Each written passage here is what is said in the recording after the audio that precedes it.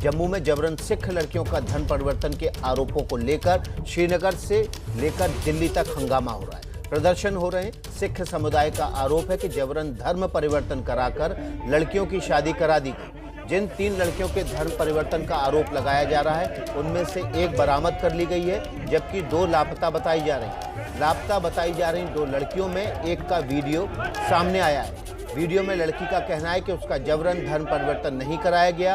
इस लड़की का कहना है कि इस मुद्दे को लेकर 2 समुदायों में खाई पैदा करने की कोशिश बिल्कुल ना हो।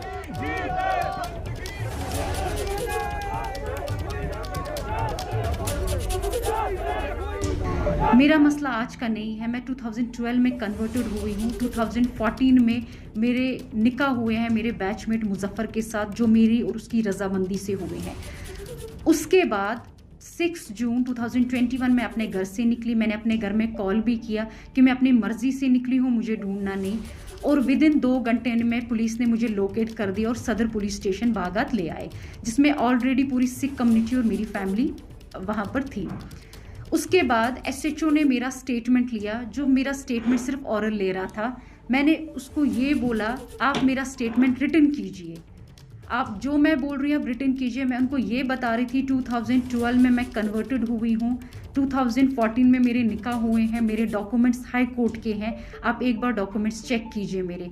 और इतना सब कुछ सुन के भी लड़के को लॉकअप में डाला गया था, उसके ऊपर एक्ट्स और चार्जेस लगा दिए गए थे। मैं उनको बार बार बोल रही थी कि मेरा 2012 में कन्वर्टेड हूँ मैं 29 ईयर ओल्ड गर्ल हूँ। मैं एक छोटी बच्ची आपने पकड़ के नहीं लाई कि आप मुझे मेरी फैमिली की ओर हैंड ओवर कर रहे हो।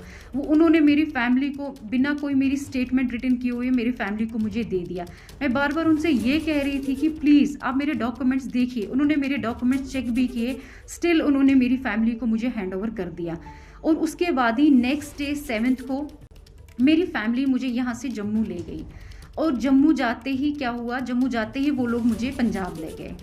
पंजाब में मेरे को अलग अलग फेडरेशंस मिलने आ रहे थे, वो मेरे को ब्रेन वॉश कर रहे थे। वो वहाँ पर मेरे को ये समझा रहे थे कि आप जो स्टेटमेंट है वो अगेंस्ट देना, लड़के के फेवर में नहीं देना। मैं वहाँ पर भी सबको यही बोल रही थी कि लड़के ने मेरे को कोई किडनैप नहीं किया है, मैं अपनी मर्जी से आई हुई हूँ। हमारे पास हाई कोर्ट के डॉक्यूमेंट्स हैं, आप वो देख सकते हो। लड़के के ऊपर जो भी एक्ट्स लगे हैं वो बेसलेस हैं, फॉल्स हैं, क्योंकि ये सब मेरी रजामंदी से हुआ है। हमारे जो डॉक्यूमेंट्स हैं वो हाई कोर्ट के डॉक्यूमेंट्स हैं। इतना सुनने के बाद भी उन्होंने मुझे कहा नहीं, ऐसा नहीं हो सकता है, हम आपको उनके पास वापस नहीं भेज सकते हैं। मैं उनको बार बार कहती थी आपने कोई 16 साल की बच्ची पकड़ के नहीं लाई है, मैं एक मैच्योर गर्ल हूँ और मैं एक एजुकेटेड गर्ल हूँ। इतना सुनने के बाद भी वो मुझे यही थ्रेटनिंग दे रहे थे कि अगर आपने ऐसा स्टेटमेंट वहाँ पर दे दिया जो स्टेटमेंट लड़के के फेवर में होगा, तो हमारे शूटर्स वहाँ पर बाहर आपका वेट कर रहे होंगे, आपको निकलते ही शूट कर दिया जाएगा, या तो वैसा नहीं अगर हम करेंगे एसिड अटैक तो आप पे हो जाएगा, या हम उनकी फैमिली पे एसिड अटैक कर देंगे। वो मुझे थ्रेटनिंग सीधे दे रहे थे मेरे फेस पे।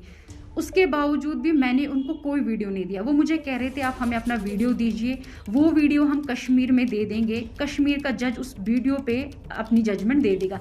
लेकिन मैं उनको कह रही थी ठीक है, वीडियो तो मैं नहीं दूंगी।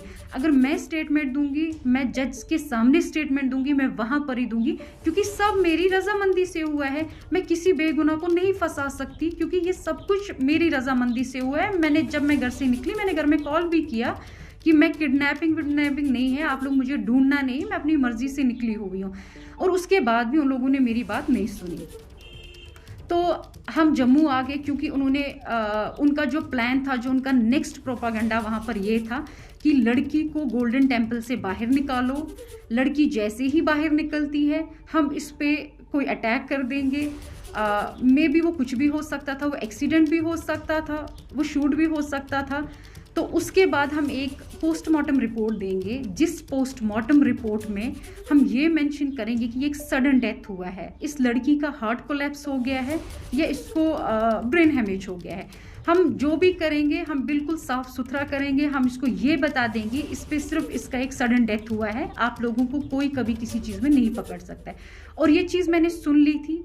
मैंने अपनी फैमिली को मॉर्निंग में इंसिस्ट किया हम यहाँ पर नहीं रहेंगे, चाहे कुछ भी हो जाए, मैं यहाँ सुसाइड कर लूँगी, हम यहाँ से निकल जाएंगे। हम यहाँ से निकलते हैं, ठीक है, जैसा आप बोलोगे जम्मू में मैं आपको ये स्टेटमेंट दे दूँगी, बट मैं पंजाब में ये स्टेटमेंट कभी भी नहीं दूँगी। और उसके बाद हम लोग जम्मू आ गए। जम्मू आते ही जैसे हम एक दिन रुके, नेक्स्ट मैं अपनी फैमिली के साथ 6 जून से लेके 25 जून तक थी। 25 जून को मॉर्निंग में मेरे फैमिली में कॉल आया कि हम कश्मीर पुलिस से हैं, हम गेट के बाहर हैं, आप आइए। तो मेरी फैमिली में 2 बंदे बाहर गए, वो उनसे मिले। वहाँ पर जम्मू जानीपुर की पुलिस भी थी, ये नहीं था कि वहाँ पर खाली कश्मीर पुलिस थी, वहाँ हमारे घर के साथ ही एक पुलिस स्टेशन है, उनकी पुलिस भी वहाँ पर थी। उसके बाद वो मेरे रूम में आए, उन्होंने मुझे बोला मैडम चलिए, हमारे पास हाई कोर्ट के ऑर्डर्स हैं। वो ऑर्डर हमने देखे और सीधे पहले मुझे जानीपुर पुलिस स्टेशन में ले गए।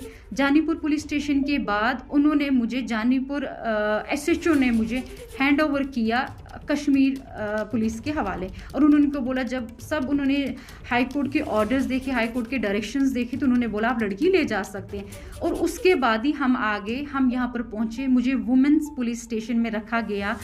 वहाँ पर मेरे को ना कोई मिलने आया, ना मैं किसी से मिलना ही चाहती थी। और नेक्स्ट डे ही मेरे को सदर पुलिस स्टेशन से पुलिस की गाड़ी आई जो मुझे कोर्ट ले गई।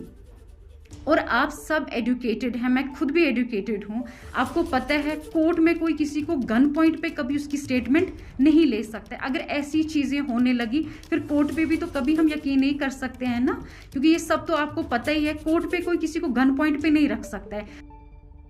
तो हमारे साथ दिल्ली सिख गुरुद्वारा प्रबंधक कमेटी के अध्यक्ष मनजिंदर जीत सिंह सिरसा हमारे साथ मौजूद हैं।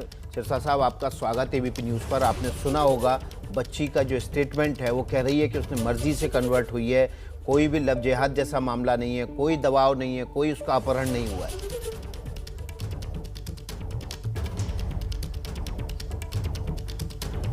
देखिए, जब बच्ची है ही नहीं सामने, जो दूसरी बेटी है 18 साल की, रात को मैं उसको मिलकर आया, मैं 10:15 बजे तक वहीं था। अब उसकी आप स्टेटमेंट वीडियो सुनेंगे तो उसका इससे विपरीत, क्योंकि अब वो अपने माँ बाप के पास है, अपने परिवार के पास है, उसकी विपरीत दीजिए आप वीडियो कहाँ पर है, आपके पास है वीडियो? कि ये पुलिस वाला,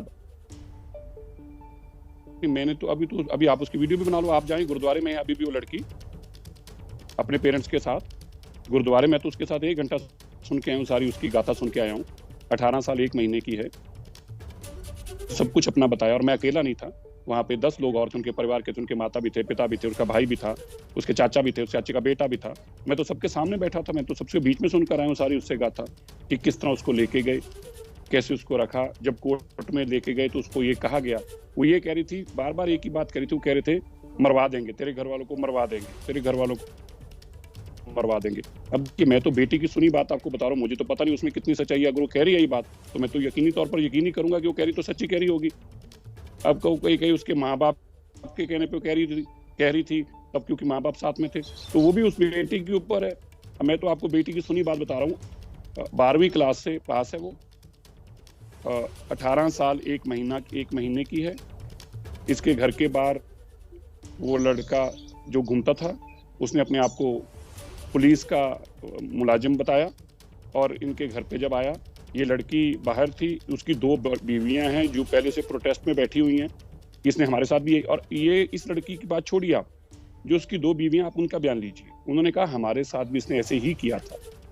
अब आप जब भी कोई कोई भी कम्युनिटी हो, एक बेटी किसी के भी जब हाथ में है, जब उसी की भाषा में, जब उसी के घर में, उसी हालातों में है, तो आप अगर कल्पना करते हैं कि वो आपकी भाषा में बोल पाएगी या अपनी बात बोल पाएगी, कभी नहीं बोल पाएगी। आप लड़की छोड़िए, आपने किसी आदमी को भी आपने देखा है, बहुत मजहबी लोग जहाँ खड़े हो जाते हैं, कोई अपने धर्म का नारा लगवाता है तो वो दूसरा आदमी बेचारा उसके धर्म का नारा लगा देता है, क्योंकि उसके बस में ही नहीं होता, इतने लोगों के में घिरा होता है, जो चाहेंगे वही वो करेगा।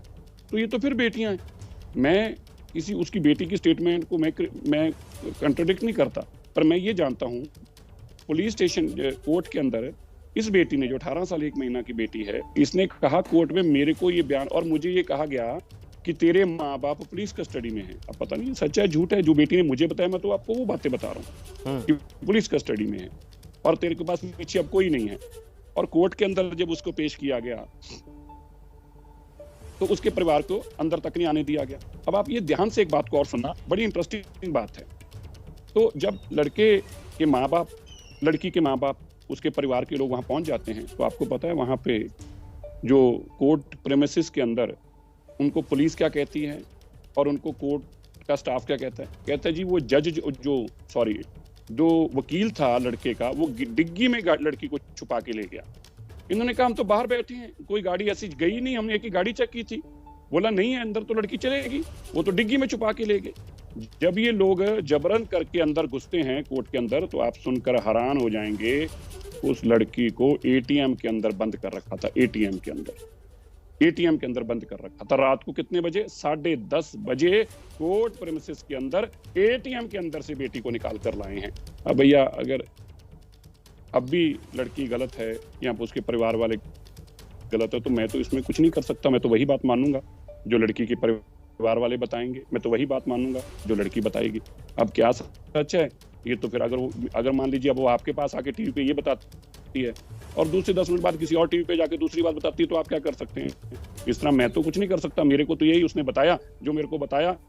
अब तक तो मैं लड़की से मिला नहीं था, अब तक तो मैं माँ बाप की बातें सुन रहा था, कम्युनिटी की बात सुन रहा था, लेकिन कल तो मैं लड़की से मिलकर आया हूँ। कल रात को 8 बजे से लेकर 10 बजे तक मैं उसके परिवार के साथ था, पौने 10 बजे तक, तकरीबन पौने 2 घंटे उस परिवार के माँ बाप से, उसकी बेटी से, वहीं मैंने नाश्ता पानी भी किया। तो मैं तो अब उनकी सारी गाथा सुनकर आया हूँ। अब जब अपने कानों से सुनकर आया हूँ, वो मैंने आपको आपके टीवी चैनल पर बताई है जी। अब यहाँ और सुनिए, ये जो लड़का है, इंटरेस्टिंग बात है, ये जो लड़का है ये अपने आप को, लड़का तो नहीं है, उम्र का आदमी है, ये अपने आप को पुलिस का मुलाजिम बताता है, जबकि बाद में पता चला कि पुलिस के टाउट होते हैं वो है, इसके पास पिस्तौल भी है। इसने लड़की के चाचा को पहले एक बंद कराया, मुकदमे में बंद करवाया, उसके चाचा को बंद कराने के बाद उस लड़की को ये कहा कि तेरे माँ बाप भी इसी तरह जेल में रहेंगे, ये भी बाहर नहीं आएंगे। उसका चाचा भी वहीं बैठा था, उसका पिता भी वहीं था, उसकी माँ भी। और आप और भी सुने, ये लड़की जो हमारे गुरबानी से जुड़ी हुई है, मुंह जबानी उसको पाठ गुरबानी याद है, कीर्तन करती है। तो ऐसे लोग जो हैं उनके ऊपर जब तशद्दुद होगी तो आप समझें हमारे लिए भी मजबूरी है बोलना। अगर हम नहीं बोलेंगे तो कौन बोलेगा? तो मैं आपको ये बताऊं, ये जो आप गाथा उसकी सुनेंगे, 1 घंटे की गाथा सुनने के बाद आप भी ये कहने को, आप टीवी पे आपको बाद में वो लड़की कोर्ट में जाके क्या बोलेगी, आप खुद भी टीवी आके बोलेंगे यार मैं अपने कानों में से सुना है, मेरे को विश्वास है, ऐसा गलत हो नहीं सकता। अब भाई जो आदमी अपनी बात सुन के आता है, देख कर आता वो एटमॉस्फेयर, उस एटमॉस्फेयर में मैं बैठ के आया हूँ। अब मैं आप मेरे को उसका कुछ भी बयान को मनाने की कोशिश करेंगे तो आप संभावित तो समझ सकते हैं कि मैं तो नहीं मान सकता ना, कम से कम जैसे आप हैं, किसी से आप भी मिलकर आएंगे तो आप उसकी बात को जब देख के आएंगे, आंखों में आंखें बात डालकर आपने बात की, आपके सामने कोई 10 मिनट बात नहीं हुई, 2 मिनट बात नहीं हुई, तकरीबन बेटी के साथ में अगर बात करूं तो बेटी भी 45 मिनट तक वहां पे बातचीत, और बहुत सारे लोग हम बैठे थे और एक एक बात उसने याद कर करके बताई। तो मैं नहीं समझता कि उसके बाद कोई भी, और ये लड़की भी जो है, और सुनिए, ये लड़की 3 दिन तक ये जो हिरासत में तो नहीं मैं कहूँगा, जो इनके जो कैंप बना रखा होता है जहाँ पे बच्चियों को रखते हैं, मुझे नाम नहीं पता, वहाँ पे उस वार्ड में रही। उस वार्ड में जहाँ रही उसने लोगों ने एक सब इंस्पेक्टर का नाम भी बताया, लेडी सब इंस्पेक्टर का, वुमेन सेल में मेरे को नाम भूल रहा है, और मैंने ये कल डीजीपी साहब के संज्ञान में भी बात लाया था। किस तरह से उसको कहा जा रहा था कि तुम्हें, चलो मैं रिलीजियस बातों में जाना नहीं चाहता क्योंकि कई बार उससे आपस में खटास बढ़ती है, लेकिन मैं आपको इतना बताना चाहता हूँ कि उसका ब्रेन वॉश किया जा रहा था कि तुम बहुत अच्छा हो गया, तुम अगर यहाँ रहोगी तो ऐसे हो जाएगा, फिर तुम ऐसे हो जाएगा, ये मिल जाएगा।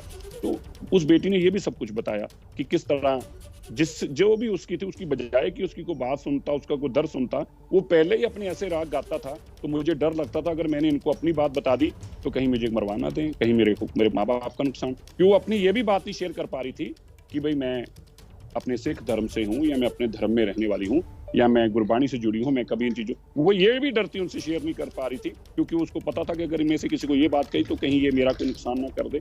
तो ऐसे हालातों में जब एक बच्ची हो, 18 साल के, हमारे भी बच्चे हैं, आपके भी बच्चे हैं, आप भी समझ सकते हैं कि बेटी अगर हमें कोई ऐसे माहौल में ले जाए तो हम भी कुछ नहीं कर पाएंगे, तो फिर बेटियां हैं। मनजिंदर सिंह जी, 3 बच्चियों की बात आप कर रहे थे कि पिछले कुछ दिनों में उनका जबरन धर्मांतरण कराया गया। एक की कहानी हमने अभी दिखाई, 4, एक की कहानी हमने दिखाई, वो कह रही है मैं अपनी मर्जी से गई हूँ, 2012 में कन्वर्ट हुई थी। एक की कहानी आपने सुनाई, आपने उससे गुरुद्वारे में बात की, वो कह रही कि मेरे साथ जबरदस्ती की गई। बाकी दो की कहानी क्या है? पहले तो मैं आपको बताऊं, जो आपने 2012 वाली बात की, अगर ये 2012 का मसला होता तो आप भी समझ सकते हैं कि 2021 के अंदर इसका कोई बात रह नहीं जाती थी। अब क्या हुआ, मैं थोड़ा सा आपको संक्षेप में इसके बारे में जानकारी देना चाहता हूँ जो मुझे बताया गया है। मैं फिर कह रहा हूँ, मैं आपसे वो बातें शेयर करूँ, इस बेटी से ना मैं मिला हूँ, इसलिए मैं इसके मुझ की कोई बात सुनी नहीं, आपको बता रहा, इनके परिवार के लोगों की बात बता रहा हूँ, इसकी सुनिए स्टोरी। ऐसा है, 2012 में अगर किसी का निकाह पढ़ा गया है, उसने अपना धर्म परिवर्तन कर लिया, तो आप समझ सकते हैं कि 2021 में तो उसकी कोई बात नहीं करेगा। 2021 में तो जम्मू कश्मीर पुलिस उसके घर पे नहीं जाएगी, कोर्ट में उसका ऑर्डर नहीं लेके आएगी। ये तो तभी का मसला होता क्या क्या मोडस ऑपरेंडी क्या है, यहाँ पे जो उनके रिलीजियस हेड हैं या जो जिनके पास ये हक हकूक हैं निकाह की या शादी के सर्टिफिकेट देने की, वो ये सारे काम करते हैं, ऐसा रिकॉर्ड क्रिएट करके देते हैं ताकि कोर्ट और कचहरी भी मजबूर हो जाएं। जैसे अब आप टीवी चैनल पर बैठे हैं, तो आपने भी मुझे यही कहा ना कि 2012 में, अब जब आपके पास 2012 का सर्टिफिकेट आएगा तो आप क्या करेंगे? स्वाभाविक तौर पर अब भी इस बात को मानने को तैयार होंगे, अब ये 2012 का क्यों बना? बेटी की 29 साल की उम्र है, उन्होंने ये दिखाया कि 18 साल 1 महीने, 18 साल 2 महीने जिस दिन हुई थी तभी अब इसका शादी हो गई थी। तो अब 17 साल की, तो अब ये लड़की जो है 18 साल 1 महीने की, अब इसकी तो ये नहीं दिखा सकते कि 10 साल की बच्ची की शादी होगी थी। अब इसको तो यही दिखानी पड़ेगी कि जिस दिन 18 साल 1 दिन की हुई थी उसी दिन होगी थी। तो ये एक मोडस ऑपरेंडी है कि ये सर्टिफिकेट इशू करो। अब जब ये सर्टिफिकेट इशू होता है, कोर्ट के सामने जाता है, अब 8 साल पुराना सर्टिफिकेट कोर्ट के पास जाएगा तो कोर्ट क्या कहेगी? कोर्ट यही कहेगी कि आप देखिए जी 8 साल से, अब अगर 8 साल से हुआ था तो अपने घर क्यों रह रही थी वो? 8 साल जिस बच्ची का शादी पहले हो चुकी है 9 साल पहले, वो अपने मायके में क्यों रहेगी? वो अपने ससुराल में क्यों नहीं रहेगी?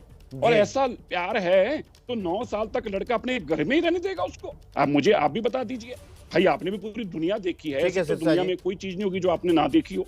ठीक है सिरसा जी, आपने अपनी बात कही और बच्ची ने भी अपनी बात कही, हमने दोनों पक्ष दिखाए हैं। मनजिंदर सिंह सिरसा का कहना है कि लड़की का ब्रेन वॉश किया गया, उसके बाद धन परिवर्तन कराया गया, जबकि बच्ची की बातें इससे एकदम उलट हैं।